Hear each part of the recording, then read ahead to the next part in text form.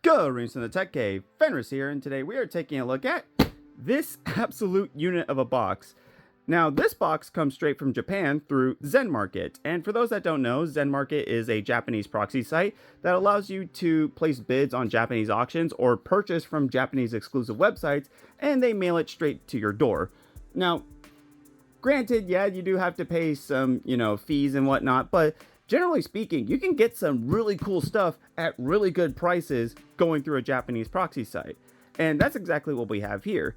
I placed a bid and won a truckload of systems. What systems in particular? Well, let's open it up and take a look.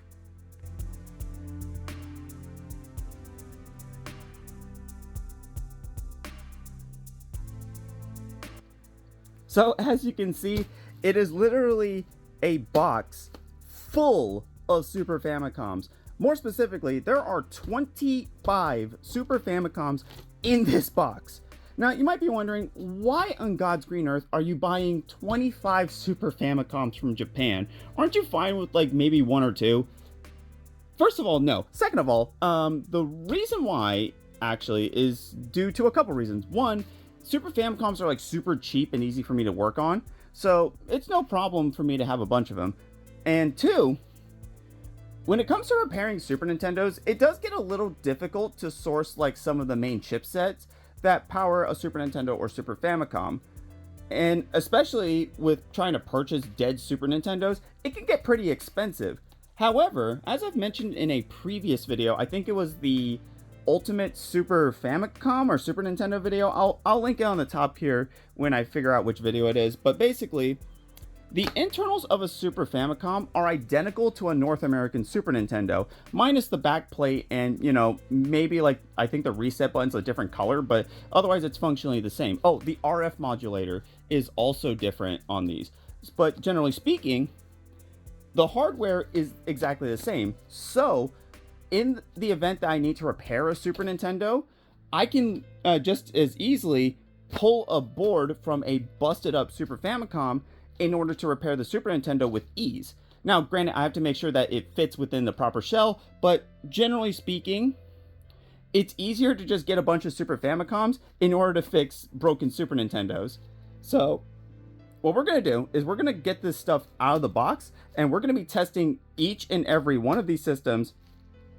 And we're going to be seeing which ones work and which ones don't. And for the ones that don't, we're just going to put a note on it and basically go from there. So let's see how many of these systems actually work. All right, so I got all 25 Super Famicoms unboxed. And yeah, unfortunately, as you can see, not all of them quite made the trip in one piece. 3 of them came in pieces, but that's perfectly fine. For one, that just basically tells me right off the bat which ones are just going to be strictly donor boards. But also, when buying junk Super Famicoms, you should never expect them to all be in one piece when they arrive at your front door. You should expect that they're going to be in varying states of stableness, if you will. So just the fact that I have, let's see, that's 3 of them that have broken shells, so 22 of them are still in one piece. That's good so far, but being in one piece or in pieces doesn't guarantee functionality. So what we're going to do is we're going to bring these all back to the bench and give them a test. So before we begin with testing all the Super Famicoms, we're going to take the 3 Super Famicoms that are, well, really beat up and free their motherboards. The reason why is because in this state, they are incredibly difficult to test. So it's better to just extract the motherboards so that way we can be a little bit more thorough with our testing methods. So it is guaranteed that the screw posts are going to be completely snapped off on this thing. So in order to be able to free the motherboard from those screws, in addition to a screwdriver, we're going to need some needle nose pliers in order to grip the broken off screw posts. So let's not waste any time and get to freeing some boards.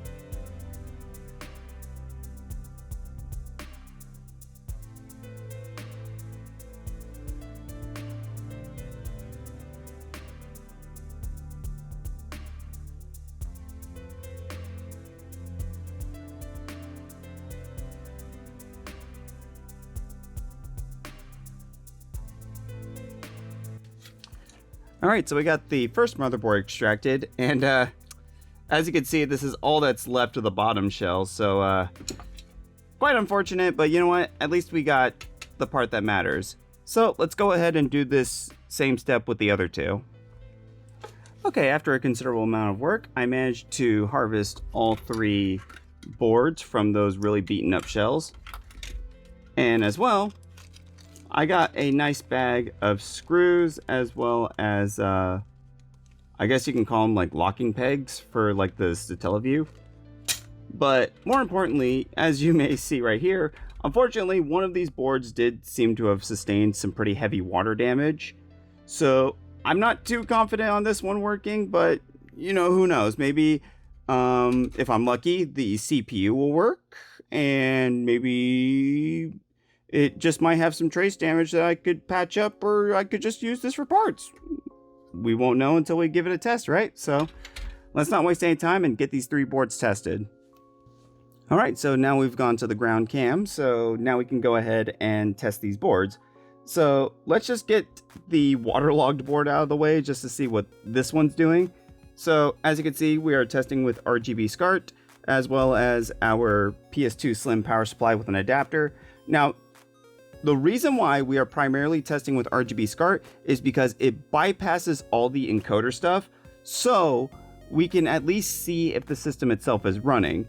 Sure, we could also test with composite and S-video, but if the capacitors are leaking, then we wouldn't get any pictures, so we wouldn't be able to verify if the system is, you know, fully operational otherwise. And besides, given the state of a lot of these systems, you should assume that they all need recaps. So without further delay, let's plug our burn and test cartridge in, click on the power, and see.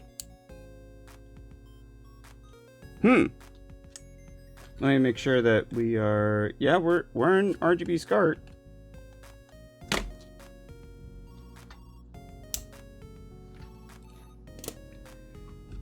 And let me see if I can just show you. We are getting power, just nothing on the screen. Let me see if I could reseat the cartridge slot. Put this back in and see if that'll work. Nope. So it doesn't look like this one's booting at all. So we're just gonna take a sticky note. Oops. And just write not booting.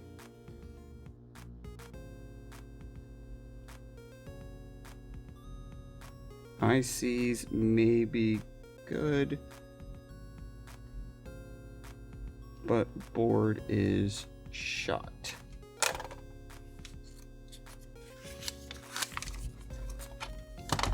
Just gonna place that right there. So that way, whenever I revisit this board in the future, I know what's up with it. Discharge the board. All right, so let's move on to the next one. Just put this aside. And we got board number 2 here. So RGB SCART, power, burn and test cart. Let's grab our controller, plug it into port 1, and let's hit power. Okay, so we at least got something on the screen this time. Granted, it's a blank screen, but that's still progress. So let's make sure that both our sound module and cartridge are seated in good. And there we go. Let's see if I can adjust the camera just a little bit. There we go. And as you can see, our timer is ticking, so that's good. We have some CPU activity. So let's scroll down to burn and test, see what's going on. Work RAM is passing.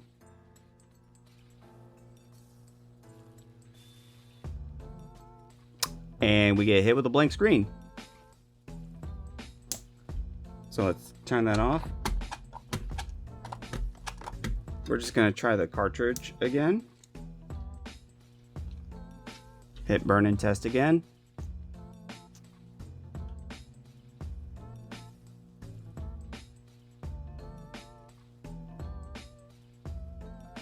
Yeah, it locks up right as it gets to the RAM test, so that's interesting. Let's turn this off and see what happens when we plug in the SD to SNES. So we're able to boot into the SD to SNES, which is good. So let's try to see if we can boot into a game. Let's try Tournament Fighter.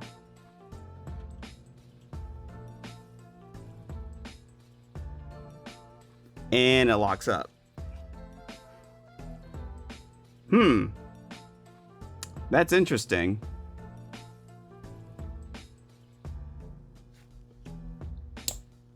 I don't think I've quite seen an issue like this before.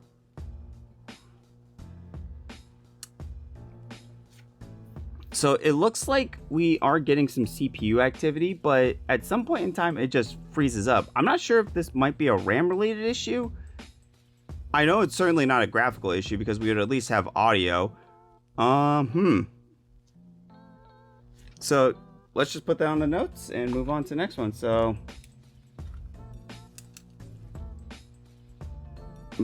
boots, but locks up. RAM, question mark, CPU, question mark.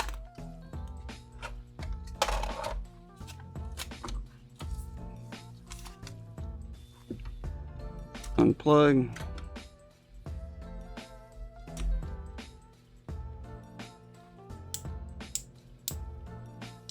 Make sure the system's discharged.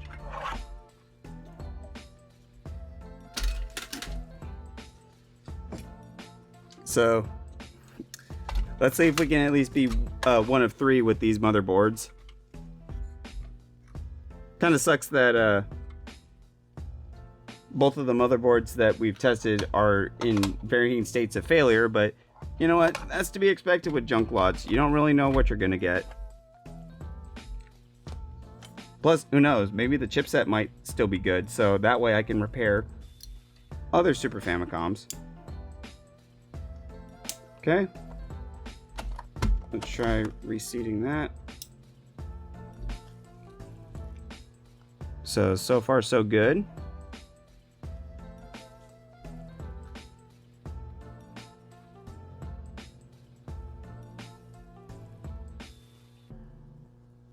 Okay, we're getting a little further with this, and it looks like the point in which it fails is like somewhere with DMA memory. So let's just let this burn and test run.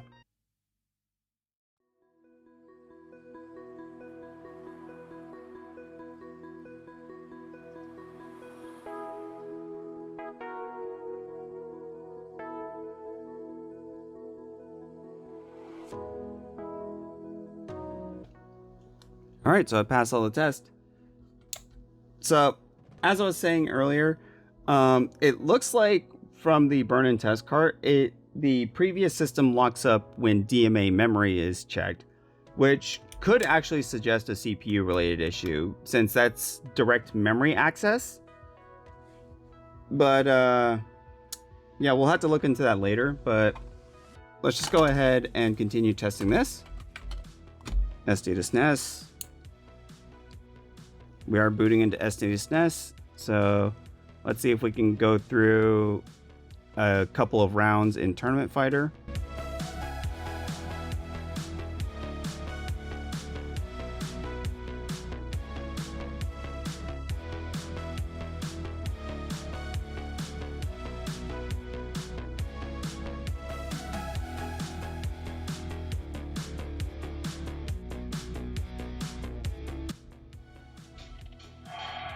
Okay, so it looks like we are able to get through a couple rounds of Tournament Fighter, so we're going to flick the power off. So SD to SNES passes. Next, we're going to test mode 7. So let's plug in our copy of F0 here and let that run. Let me try reseating it. There we go.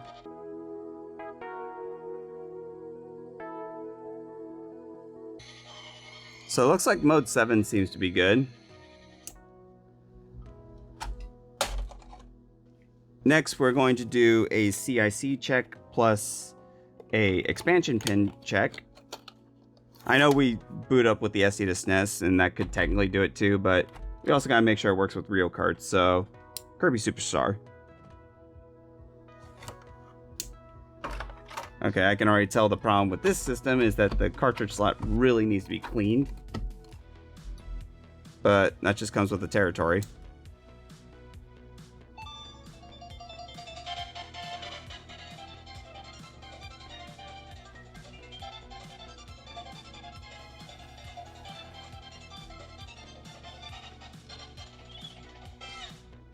All right, all good.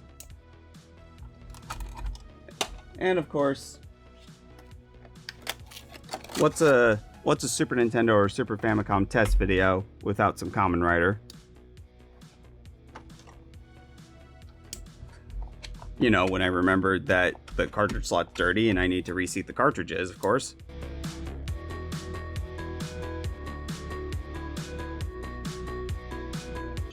Yeah, seems to be going good. So let's just turn that off. So this board actually works, so that's great. Well, aside from the fact that the cartridge slot's dirty, but you know, that can be managed. That just needs a bit of cleaning. Discharge that. So I'm not gonna bother putting a sticky note on this because I know the board works. So we're just gonna go ahead, get this out of the way. And now we can begin testing the full consoles. All right, so we got our first proper Super Famicom on the bench here. So this is an S23 model. So this is either going to be a late GPM 02 or an early RGB 01. And we would be able to tell just by looking at the picture itself once we hook it up and, you know, let it boot. So, word of advice, if you're going to be testing a bunch of systems for whatever reason, I do recommend you have yourself a drink because, trust me, it can get pretty long. So, as you can see, I got me some watermelon Arizona tea because it's my favorite. But without further delays, let's get to testing. So, we're going to plug that in, plug in our power supply. Crack open our Arizona, grab our controller and our tea, flick on the power, and as we can see, we're booted into the burn-in test screen. So hit burn-in test.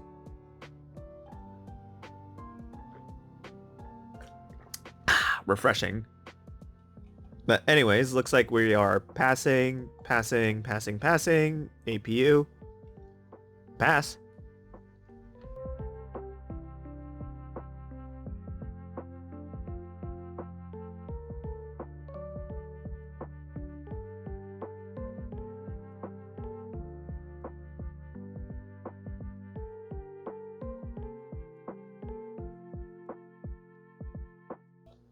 All right, so pass the burn-in test. Next, we're going to do the SD to SNES. And looks like we're booting into that just fine. So let's play some tournament fighters and see if we can get through 2 rounds.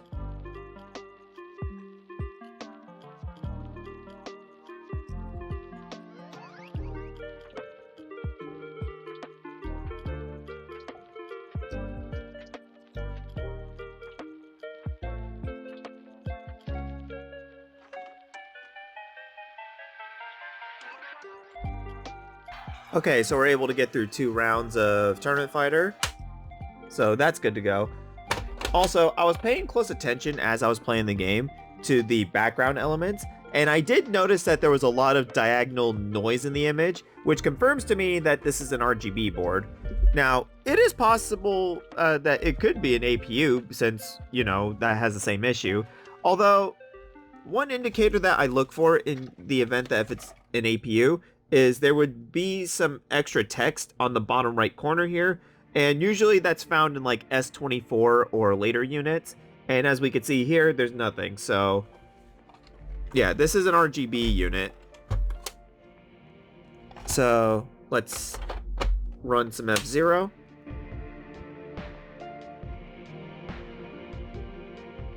Looks like it's playing F-Zero just fine. I decided to just skip waiting for the title screen to start the demo because it was just a little quicker. Alright, enough of that. Oops, I just hit the microphone. But we confirmed that the F-Zero does work, so that means our mode 7 is all good. Now we're going to check for CIC and expansion pin compatibility, so Kirby Super Deluxe.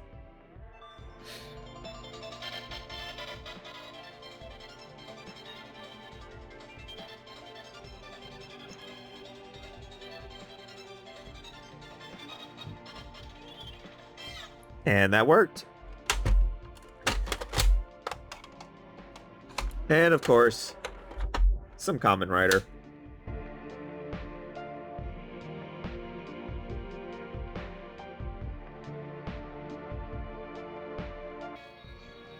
Well, anyways. So, first unit that we've tested, and it's all good to go. So, we're just gonna plug this.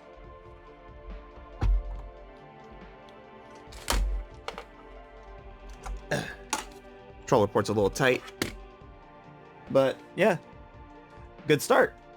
So now we got unit number 2 here. This is an SM1 model, which that could literally be anything. It could be a SHVC, it could be a GPM, RGB. If it was an APU or one chip, there'd be some text in the corner here.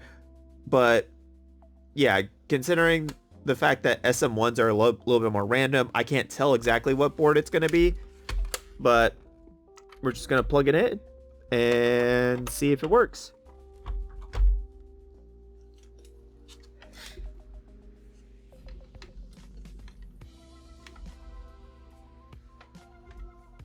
Hang on, I'm not really sure where my controller cable went. Here it is.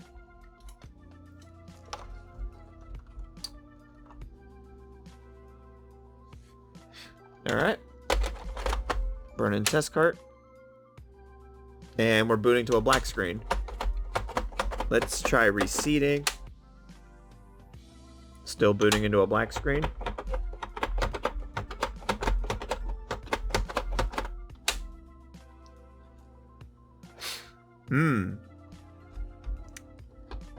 That's not good, because that means the CPU is dead.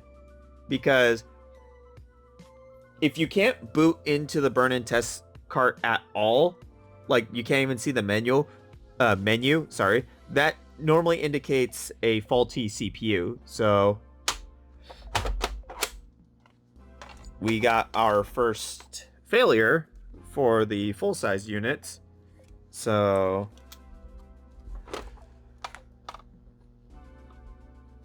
black screen, CPU issue, question mark. I prefer to put like a question mark on it because it's what I suspect, but that doesn't necessarily mean that it's the truth.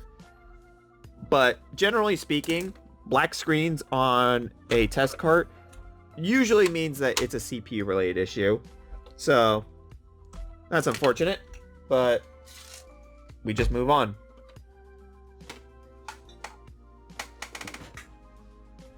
All right, next unit. This one's very yellow. This is another SM1 unit. So again, could be completely random on what it is. If I remember correctly, like the SM1 units tend to be like the serviced or repaired units that they just repackage and then sell off. So plug in the test cart, grab our controller cable.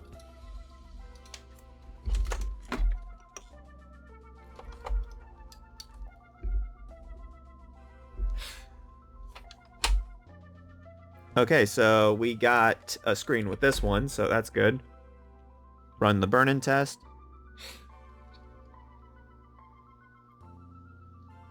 Work RAM. Pass. Oh god. Oh god.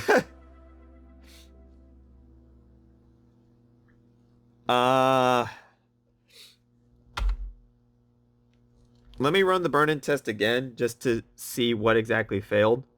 It was kind of a blink and you miss it. Work RAM. I think that's a VRAM that failed. Mo I Game. I'm guessing that's gonna be a low failure. No, but if it's work RAM, then it wouldn't. Huh. DMA seems to have also failed, and VRAM count also failed. So it seems to be a. I think it's saying low fail count for the VRAM. So we're just gonna make note of that. Where did my pen go? Oh, there it is. So it's going to be VRAM low fail count, DMA fail, and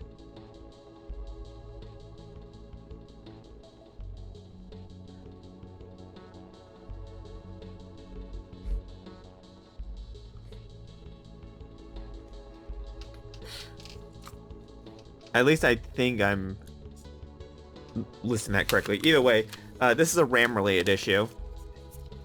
And it's most likely going to be one of the video RAM chips. Hopefully the work RAM isn't busted. But that's just unfortunate.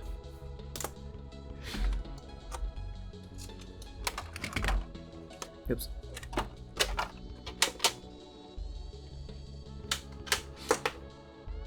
So that's 2 fails and 1 success for the full-size units. Let's bust out our next one. And again, another SM1 unit. Hopefully we don't go 3 for 3 on SM1 units, because that kind of sucks. The one unit that was working is the one that actually had like a traditional serial number, the S2 unit, which is most likely, oops, an RGB unit. Get that out of the way. Oh, got to plug in the RGB SCART cable.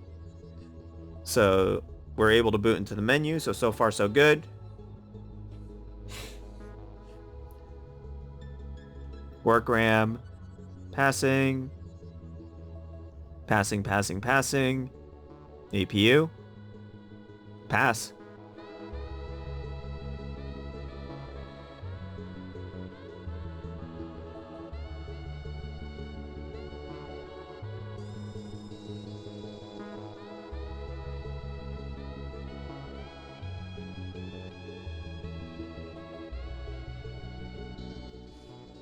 All right, that all passed. Now we're going to run the burn-in test cart. Just gonna seed it a couple times just to make sure we get good connection. Booting in, and we're gonna hit the A button and play some Tournament Fighter.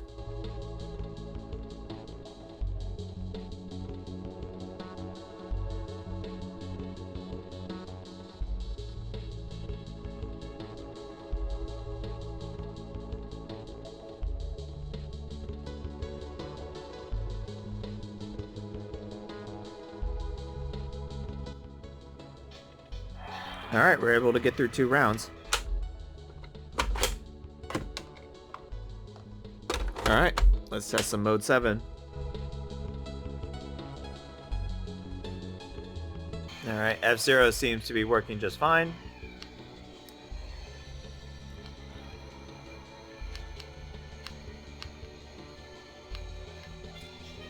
Alright, let me pause and turn that off because otherwise I'll get distracted. Expansion pin and CIC.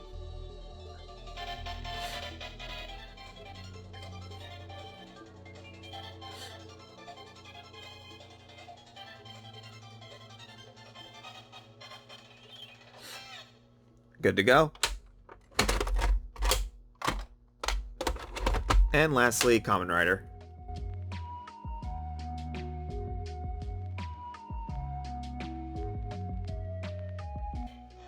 Alright, Kamen Rider's all good. Alright. So now we're 2 on 2. So we got 2 working units so far and 2 non-working units so far. Next unit.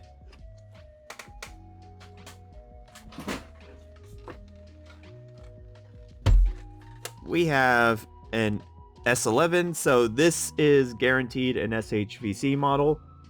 So just gonna plug everything in. Generally speaking, any of the S1 models are going to be SHVC, with the exception of, I want to say, like S18 or S19. Those can also be early GPMs. So plug everything in. All right, so far so good. Run the test.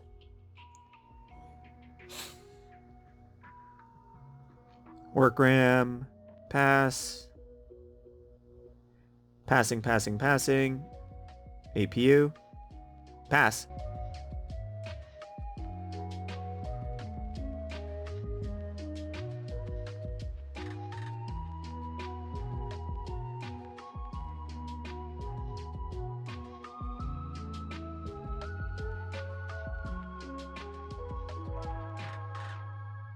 All right, all good. Well, that just rocketed off. Hang on. All right, so let's do the SD to SNES. All right, we're booting into that just fine. So do some Tournament Fighter.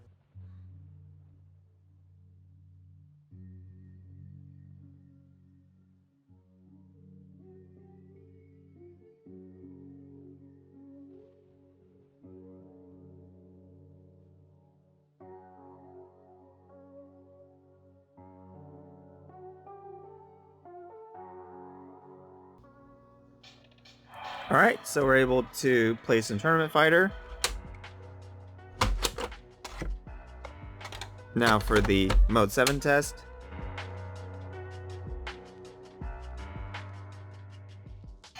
All right, F-Zero is all good.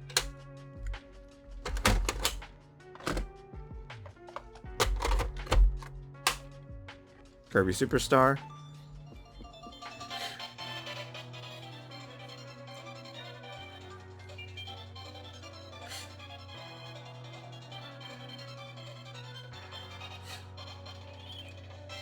Alright, so CIC and expansion pin passed. And of course, let's bless it with some Kamen Rider.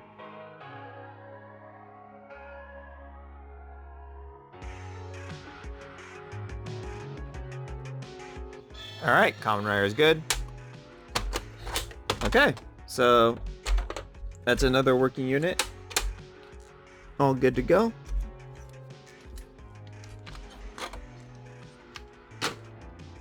So now we are 3 for 2 in terms of working units.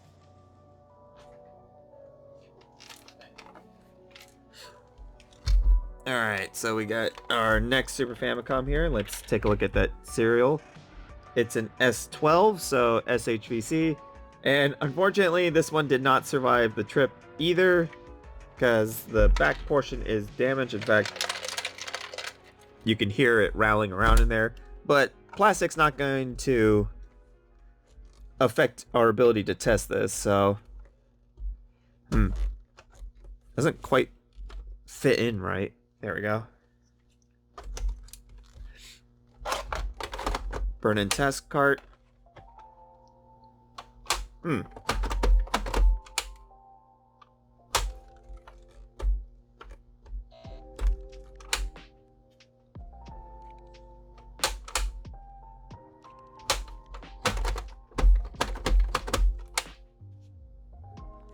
And we get nothing.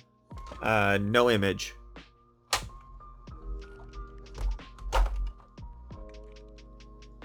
No, my cable looks fine.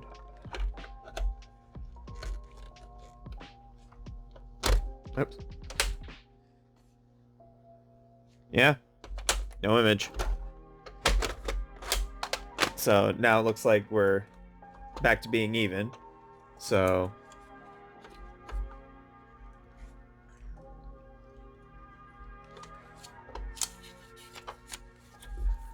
no image.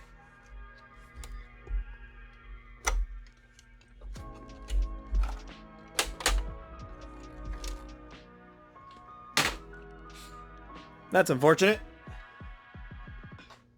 But we got another unit here. This is an S23. So this again could either be a GPM or an RGB unit. We won't know until we hook it up and give it a test.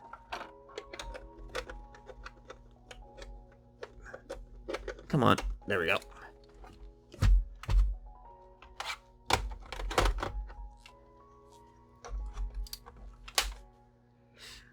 Okay. Burn and test.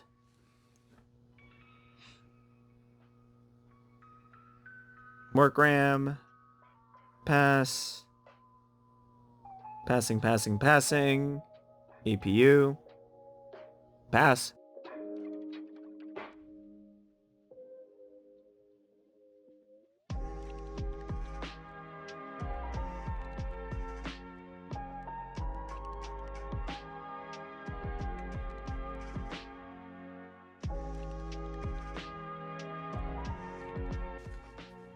All right, that passed.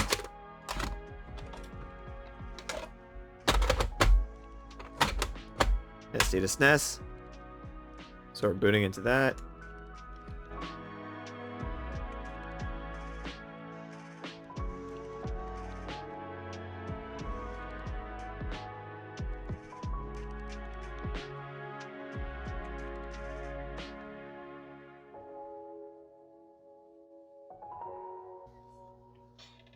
All right, it works, and I'm able to tell that it's an RGB board based on the background, so yeah, we got another RGB board here. Of course, mode 7.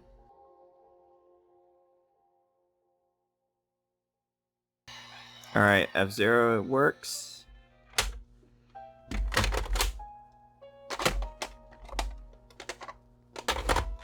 CIC and expansion pin check.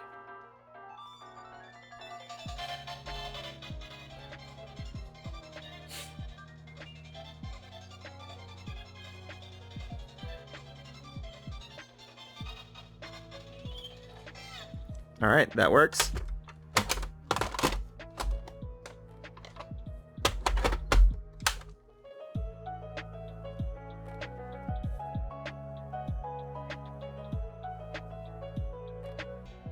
All right, Common Wire works.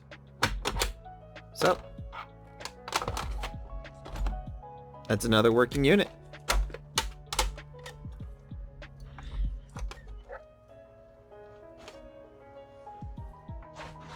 Next, we got an S11. So once again, this is going to be an SHVC, which SHVCs are going to be the most common ones that you deal with when it comes to Super Famicoms, but that's fine. That's my favorite board type anyways, when it actually works.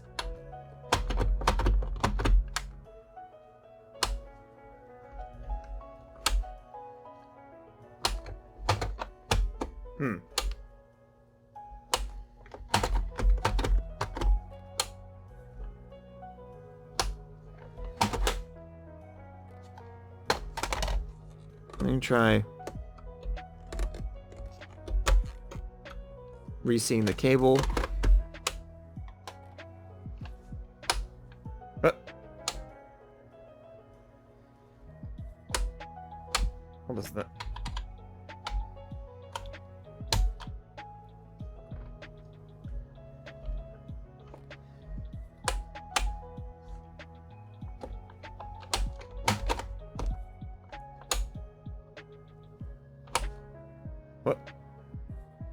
What is going on with this thing?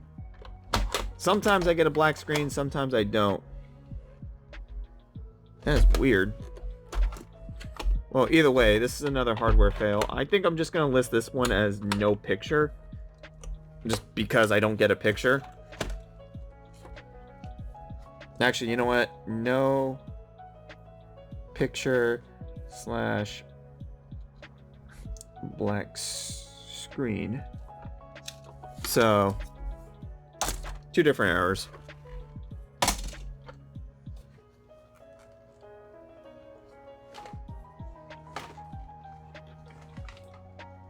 Seem to be pretty neck and neck in terms of how many broken systems we had compared to working systems, because I have 4 working and 4 broken currently. Hopefully it's not an even 50-50 by the time we're done here.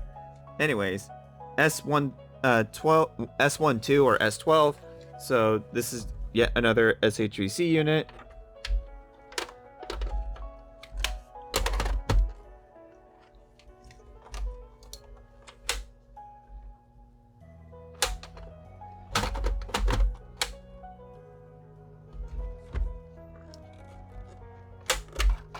Is it my cable?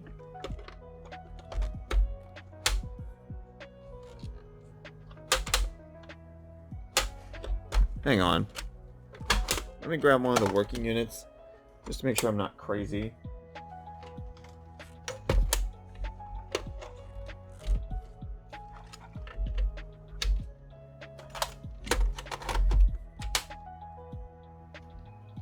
Okay. Looks like something happened to my cable. What the hell?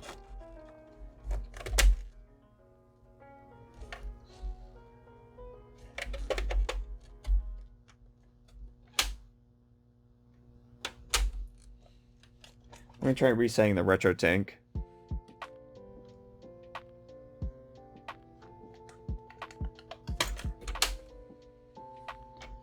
No?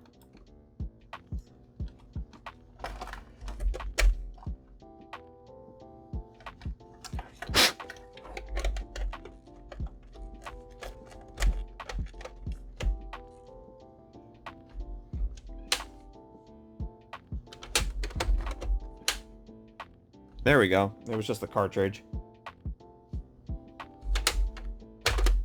Let me just make sure I'm not tripping. Yeah.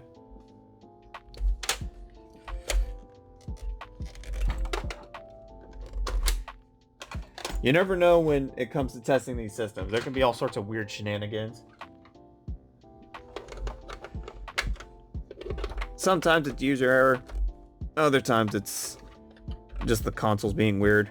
So let's try this one last time.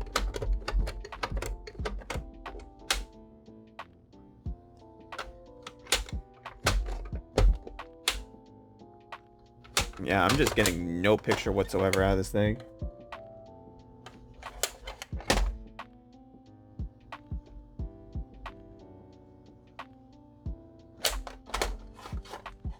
Looks like there is something blocking the cartridge slot though. Let me grab my X-Acto knife. Also make sure that the system's discharged.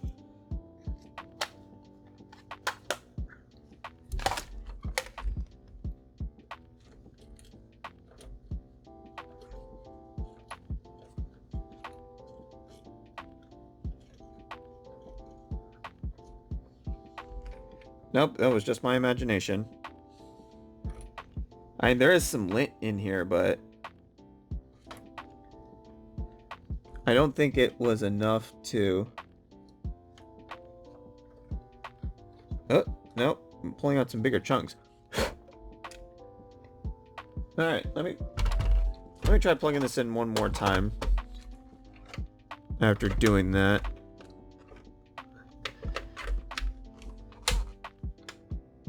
No dice. Well, that's unfortunate.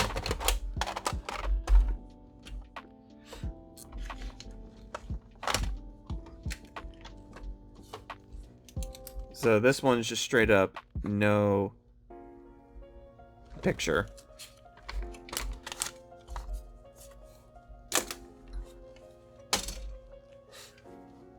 And I keep hitting my my camera mount.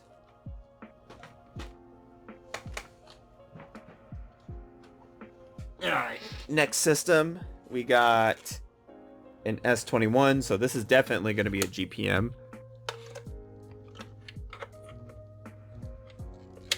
Also, I just noticed the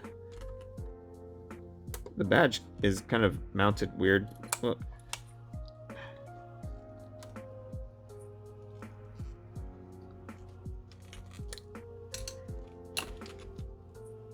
that bothers me.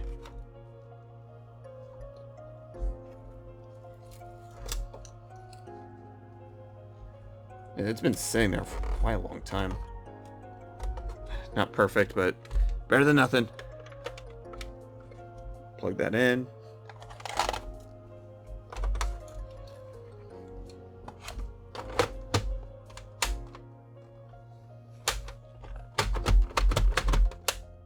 There we go. These cartridge slots are always going to be kind of finicky. So that's why I always try to reseat them, even if I see a black screen. Because now, we're passing.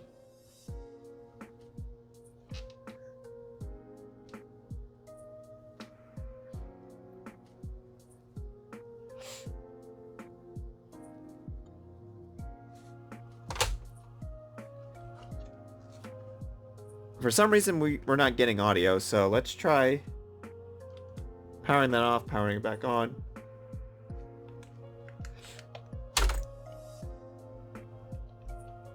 Let's try running that again.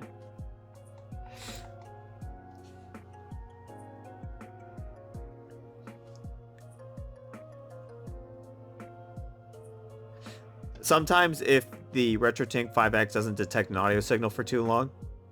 Nope, it's not the RetroTink 5X, but it could be because I'm running on older firmware, but sometimes my RT5X, if it doesn't detect audio, it just won't play back audio.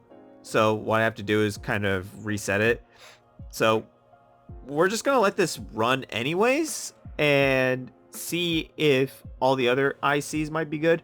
I have a feeling that what's going on here is the audio caps might be blown. But it's still technically a fail, but so far it doesn't look like we're having any issues in terms of running the test.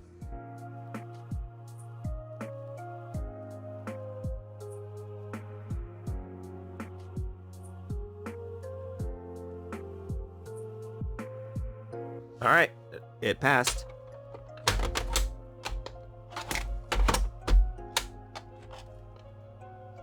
And we are able to boot into the, whoops. Boot into the SNES.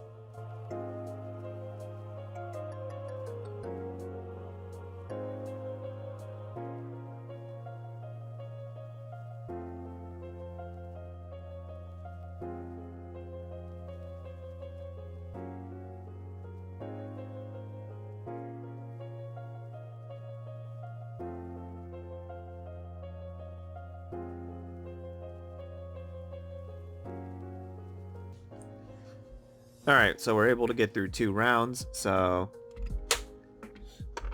that's good at least. Now we're going to do mode 7 test.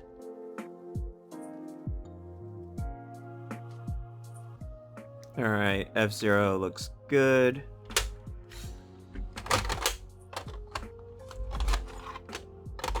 See, I see an expansion pin.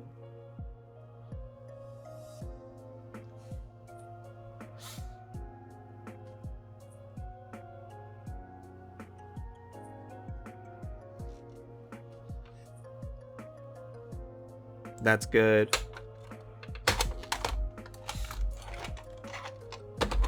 And of course some Kamen Rider.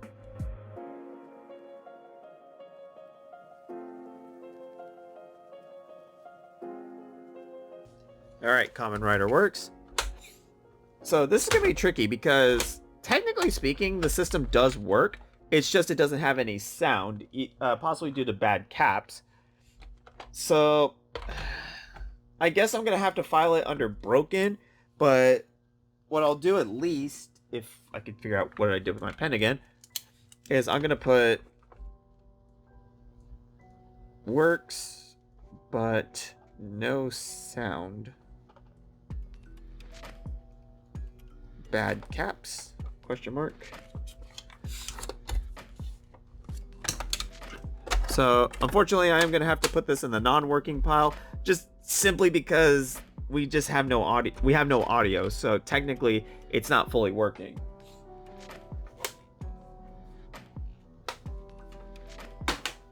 All right, so we have our first 10 units tested, and we got about 12 more to go. So I'm just gonna pause on this real quick and then we'll resume testing. All right, so back at it again. So let's go through this last 12. So I got another Super Famicom here, this one with a Doraemon sticker on it and looks like a little burn mark. So this is an S23. So GPM or RGB, let's find out. Plug everything in. Click on the power. Forgot to plug in the AV cable.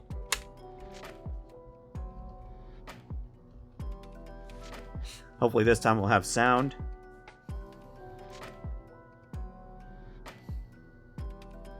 So far everything is passing. Passing. APU. Pass. And we have sound. So let's just let this run.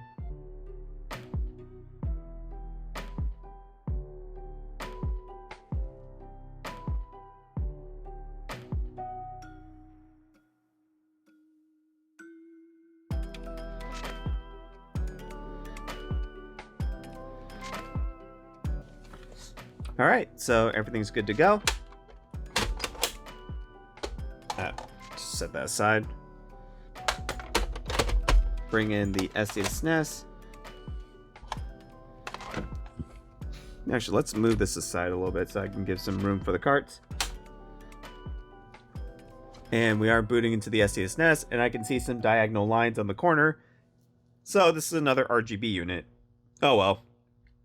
Let's just boot into Tournament Fighters.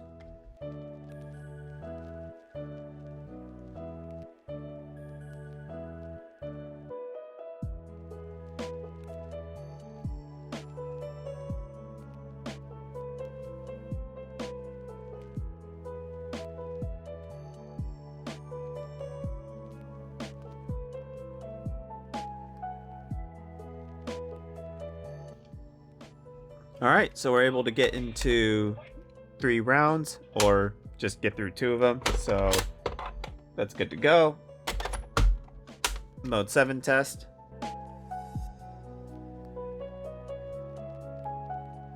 Alright, F0 looks good.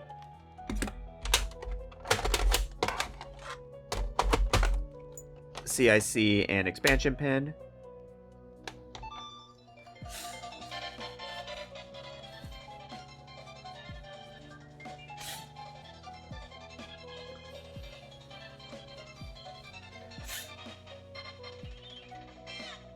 Works. And of course, Kamen Rider.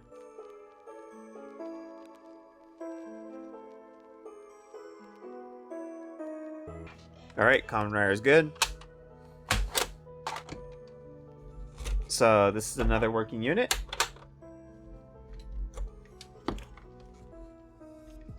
Move that aside. Actually, let me do a little bit of shifting here because it's starting to get a little too stacked.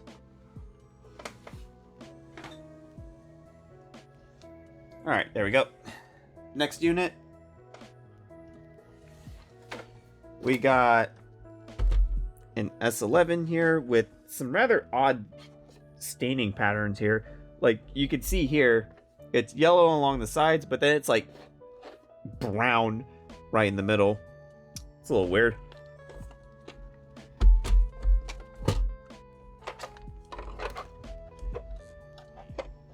So we're gonna plug that in.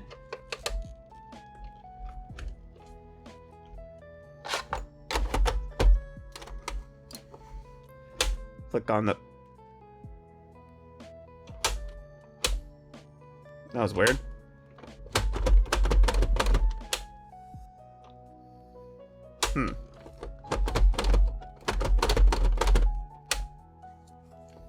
I can hear a pulse.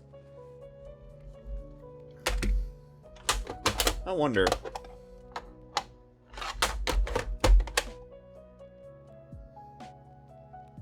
Nope. We get absolutely nothing. So, that's another broken system.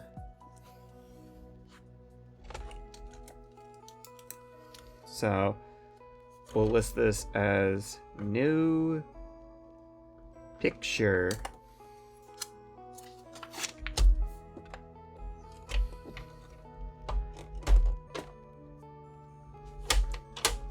We've been getting quite a few of those. And I just hit the microphone again. But we've been getting quite a few of these, and that's a bit concerning.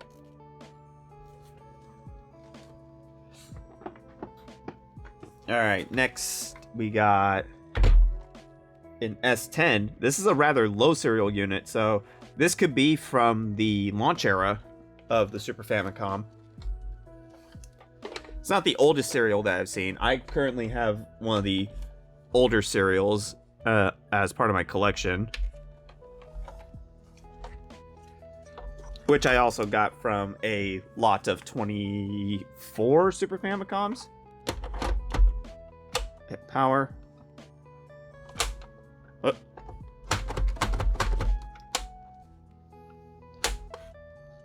We get something when we power it down.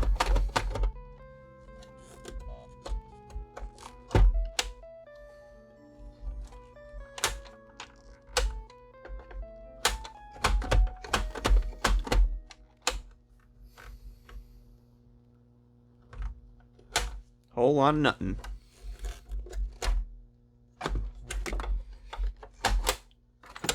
Well, that's unfortunate. Yet another no picture unit.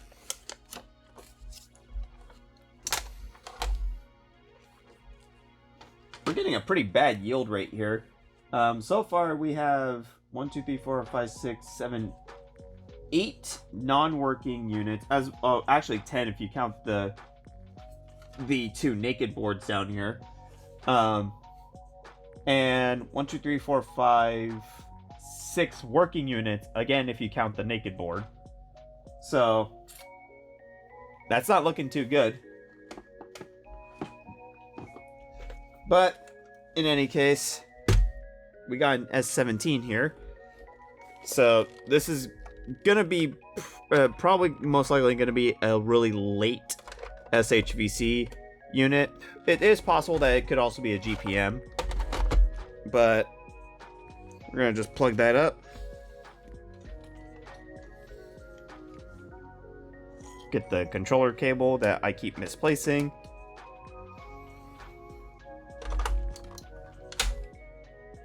And we're booting into the burn-in test screen.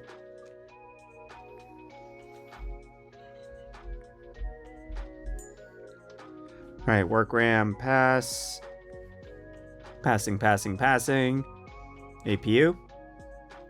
Pass.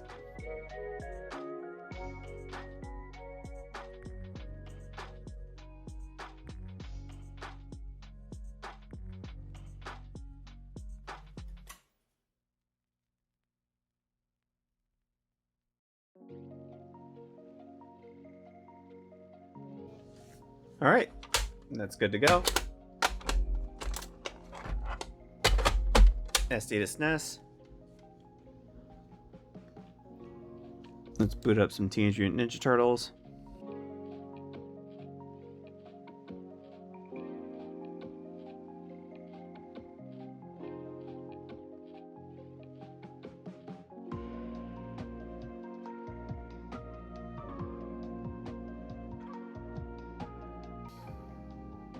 All right, we're able to get through 2 rounds.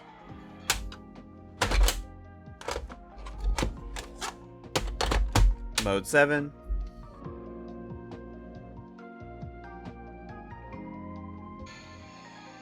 All right, F-Zero is good to go.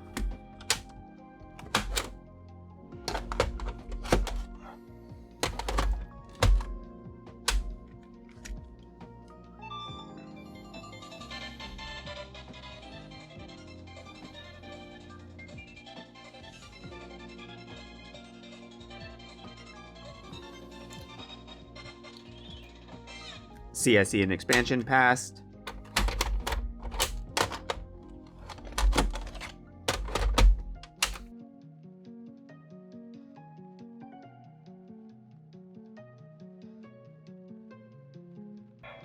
Common Rare passed.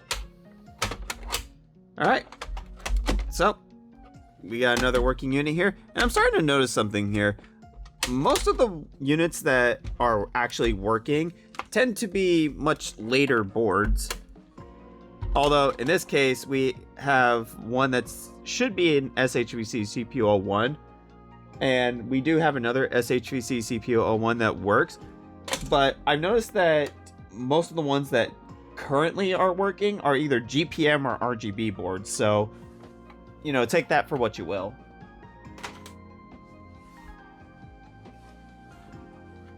All right.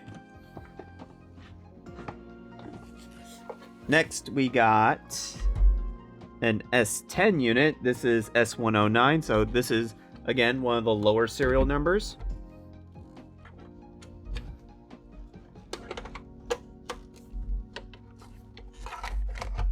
Hopefully this one fares much better than the 107.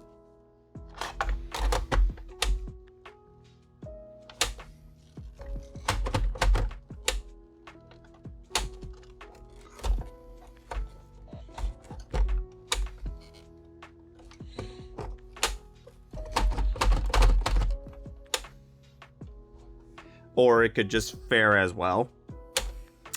Again, no picture. Beautiful.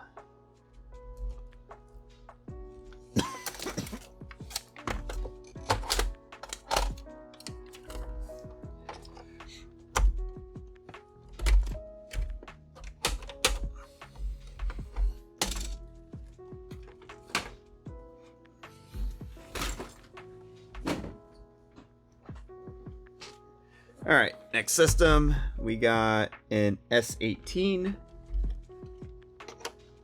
So let's just hook it up.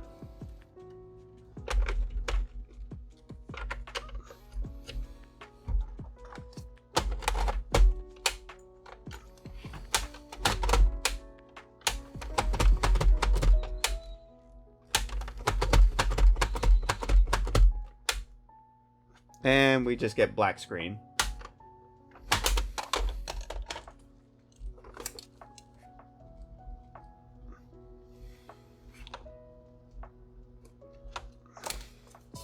Might have spoken too soon.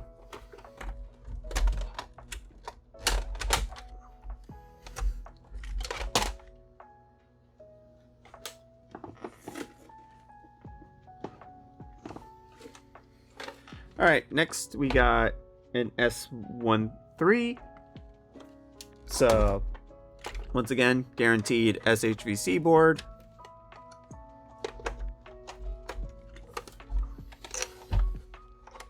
Hopefully we can get another working unit here. That's good so far. All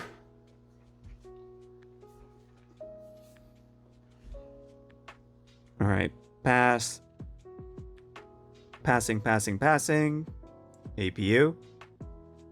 Pass.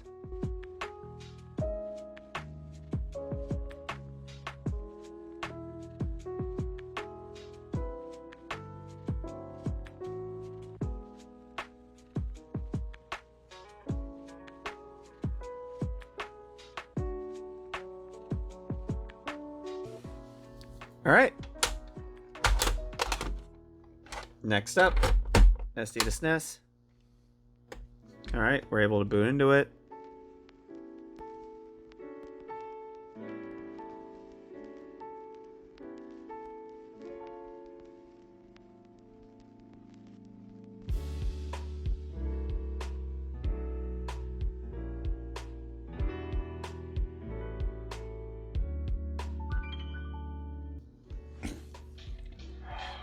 All right, we're able to get through 2 rounds. F-Zero. All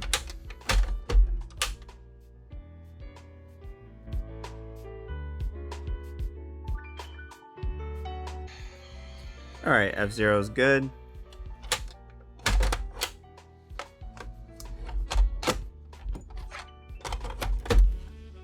I see an expansion.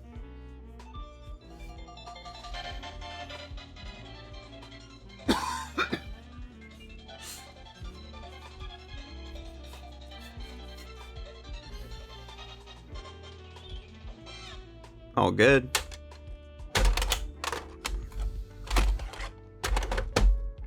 Kamen Rider.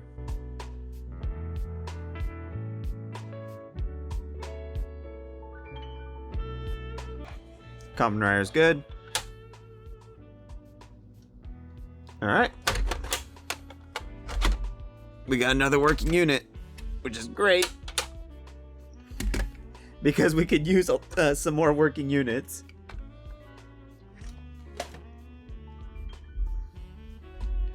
Alright, so far we are, let's see, we have 6, 7, 8, 9, 10 broken units. 12 if you count the naked boards, and 7 working, 10 broken units. If you 12 if you count the board only, and we have 7 working units, 8 if you count the board only. Those are not really good yields, but we have an S18 here. So hopefully this last batch will all be working. Fingers crossed, I guess.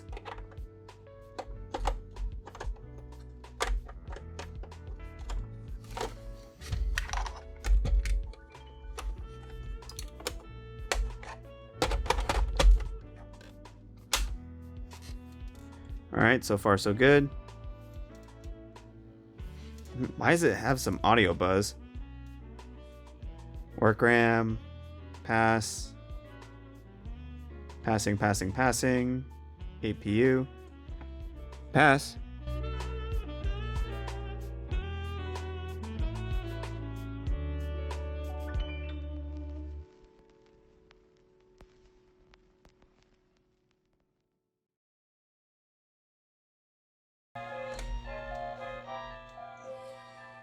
What the hell?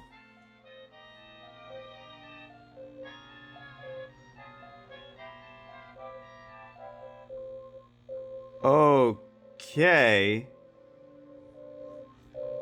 Scaling is all jacked up.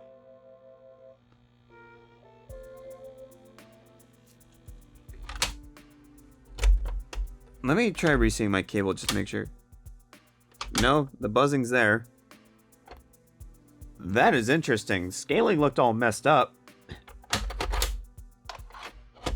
Let me try plugging in Kirby just to see what that looks like.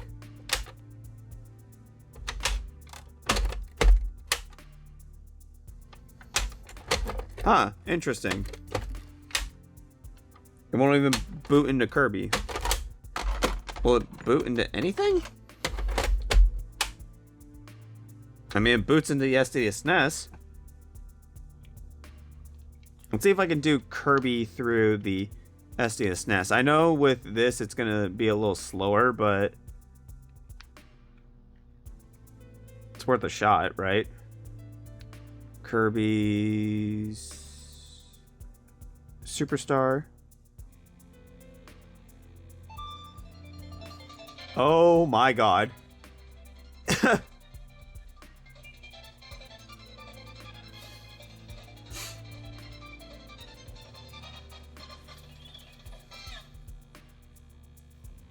Yeah. Looks like, I've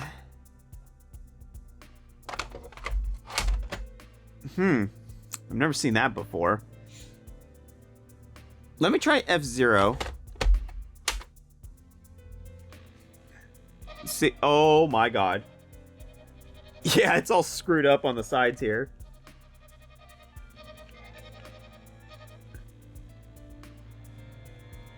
Oh god.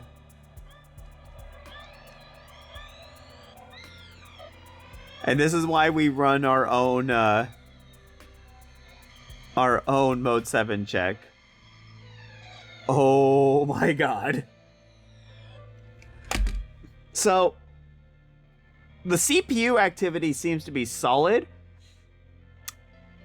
I wonder if it's, let's turn this off. I wonder if it's the PPU one that's giving us issues. It is possible that it's the work RAM, but given the fact that we have good CPU activity, I'm willing to wager that PPU 1 might be bad in this. So let's just get this out of here.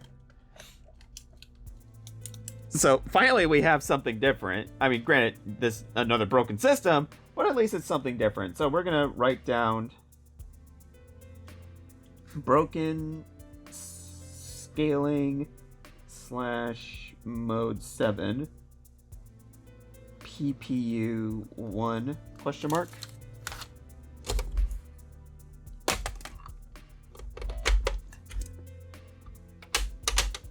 And while it's unfortunately another unit for the broken pile, at least it's something different.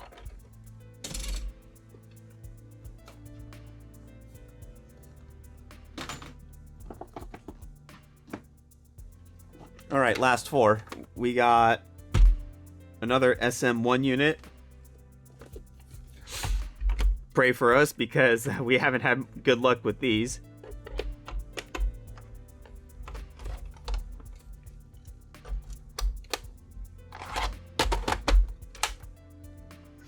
All right.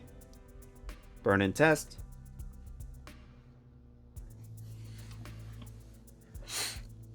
Work RAM. Passing. Passing. APU. Pass.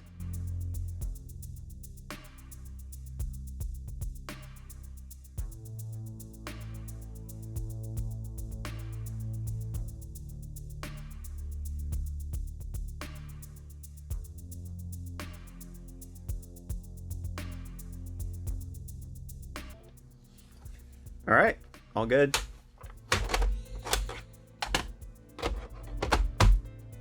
SD to SNES. We're able to boot into it.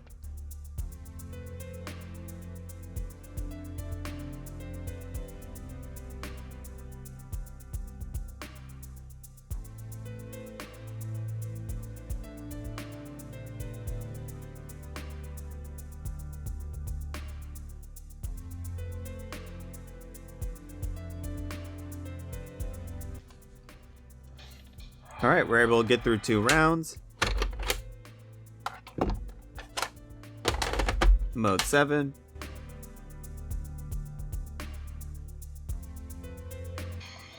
All right. F0 passes. Kirby Superstar.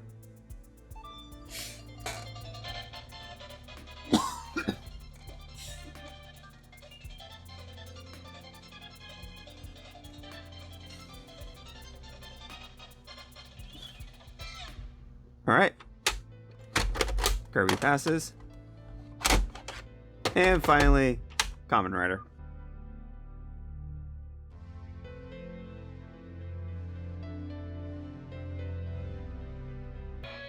All right, Kamen Rider works. So, that's another one for the working pile.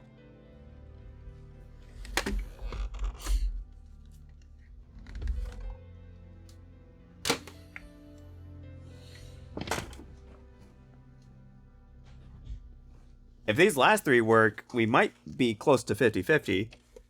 So this is an S21 unit with some tape on the side. Okay.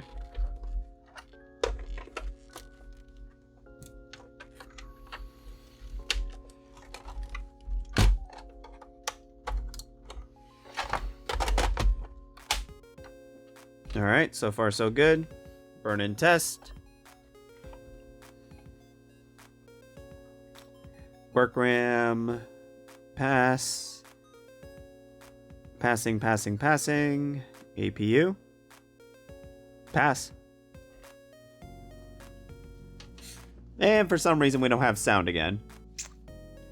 Great.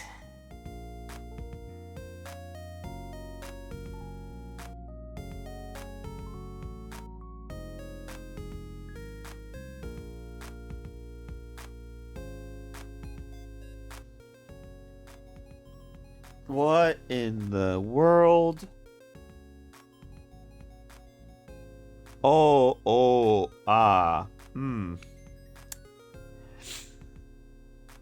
That's great.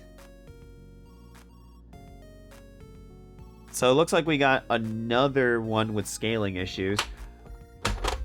Alright, let's see if we can at least boot into Kirby this time without having to use the SC to SNES. Well, we are, but...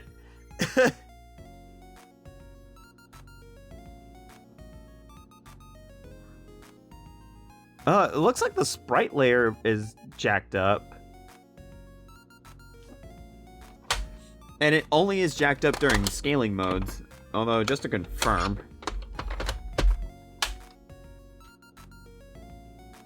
Yep. So, in addition to no sound, we have another one with broken mode 7.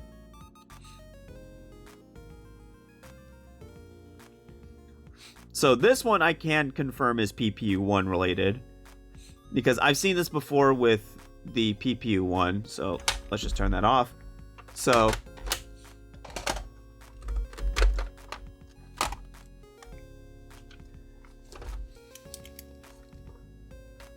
no sound,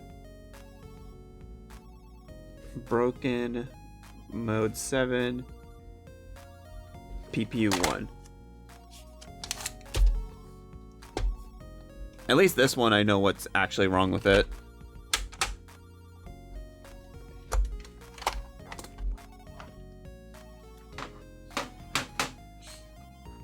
We are now at 12 broken units. And we got 2 left. Time to start praying for a miracle. We have an S17 here. So, hopefully, these last 2 are good.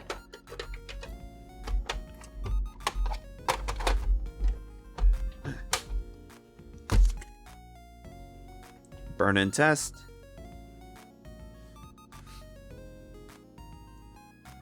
Work RAM. Pass. Passing. APU. Pass. And we have sound.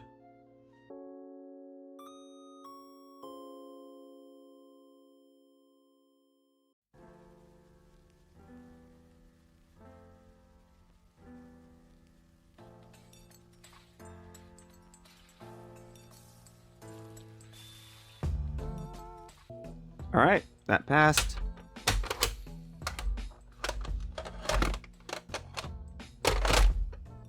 SD to SNES.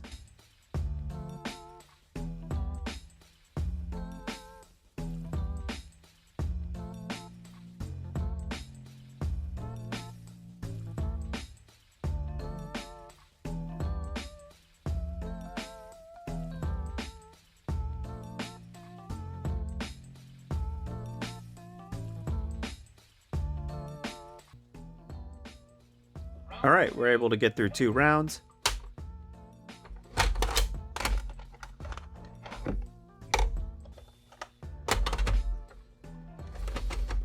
Mode 7.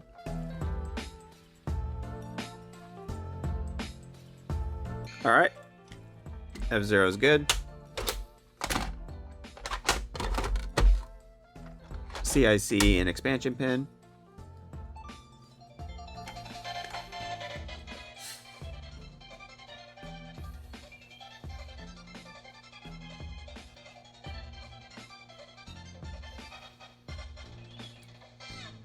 All good.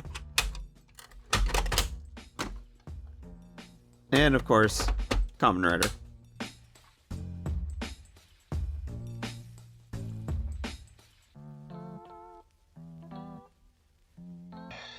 Alright. Kamen Rider's all good. Meaning, this system's all good. Alright. We got one more system to test. It's do or die, because this one is S16. So we got another SHVC unit. Fingers crossed that this one works. So far, so good. Burn and test.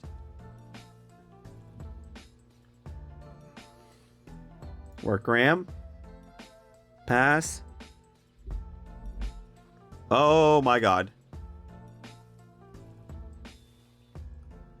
I didn't even see what failed.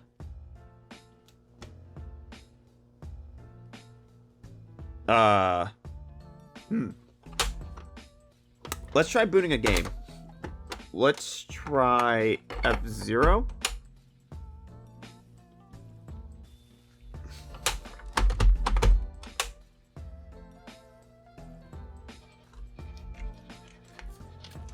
Audio's a little quiet.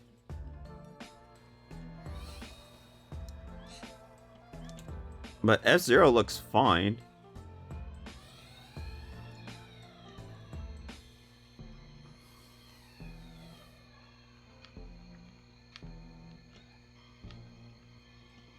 Yeah. Let's try Kirby real quick.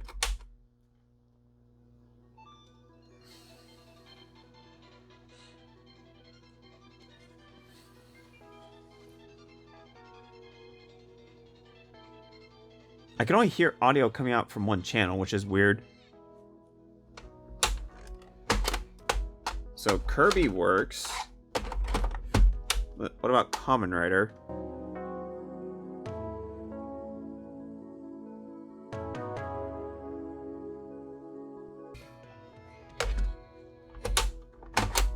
Okay, let me try the SD to SNES. Oh my god. Yeah, something is definitely wrong.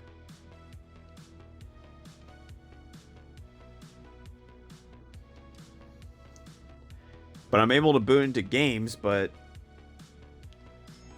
what is going on?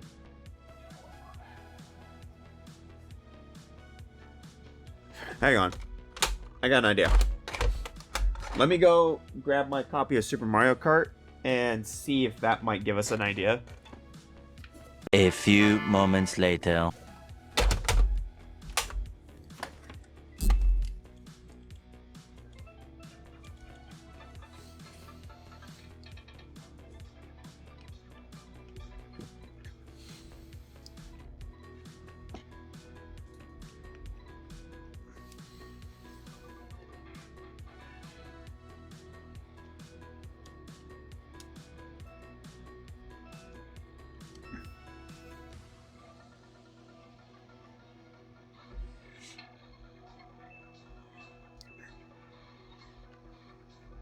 See, this is what's weird. Even Super Mario Kart's working just fine. So what errored out? I mean, it's clear that it's not working, but it's also working. So let me try running the burn-in test again to see if I can kind of see what failed. So work RAM, pass.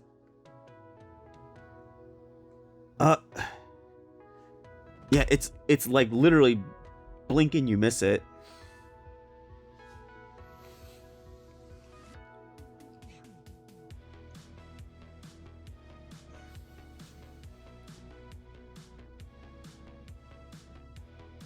I think this is a no, it wouldn't be work RAM because otherwise all the other games would be having issues. I don't know. I've never seen this before. I don't know. What I'll do is I'll probably go over the footage a little later and probably like post like somewhere in the screen here as to what's failing on it. But yeah, that's another fail for the fail pile. So let me just find my pen again, because I just keep misplacing it.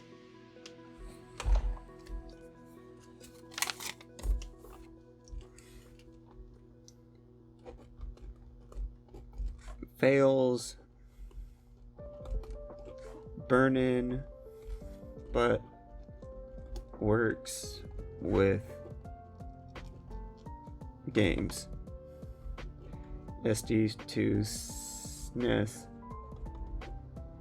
glitchy.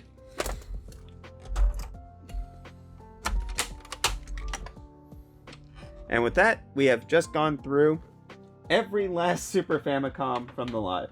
So let's go ahead and get a ground shot as to our final results. All right, so here's the aftermath of testing all those Super Famicoms. We have 6 no picture Super Famicoms, 2 of them that have broken mode 7s, 2 of them that have black screens, 4 of them with unique issues, 1 that actually works but it doesn't produce any sound, and 10 of them that just work 100%. So we have 10 working systems and 15 broken systems, which is kind of the reality when it comes to buying huge lots of consoles. You're not always gonna get like all of them working or most of them working. You know, it's kind of like a 50-50 split. Like sometimes you may get lots where you're lucky and most of them or all of them work. Other times you get something like this where most of them are faulty and only some of them work, and in the worst case scenario, none of them work. But that's just the gamble when it comes to buying junk lots like this.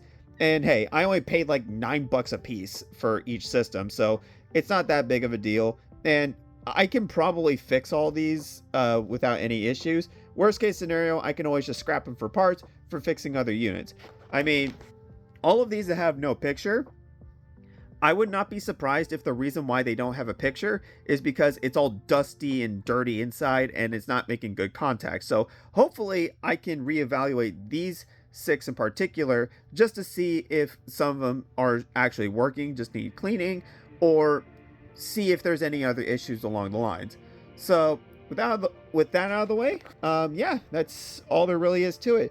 Thank you all so much for watching. If you may see me work on some of these systems in the future, most likely through Blue Sky, because I don't really know if I might cover any of these systems in future Super Famicom or Super Nintendo videos, but we'll see. We'll see. Who knows what the future may hold, right? But yeah, with that, thank you all so much for watching. If you liked what you saw, feel free to like, comment, subscribe. And as always, until the blue moon rises, I'll see you next time.